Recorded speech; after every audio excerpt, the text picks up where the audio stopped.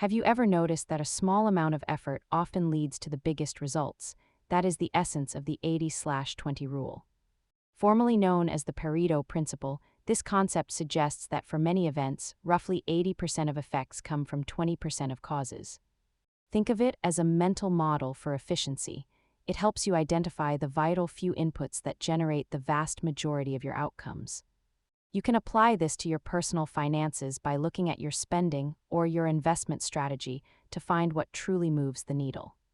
Many people fall into the trap of doing more rather than doing what matters. The 80/20 rule encourages you to focus your limited energy effectively. This chart shows how a small fraction of your efforts often creates the bulk of your total progress, whether in projects or savings. By focusing on the vital few rather than the trivial many, you can achieve better results with less stress and wasted effort. Apply this to your own budget this week and see what changes.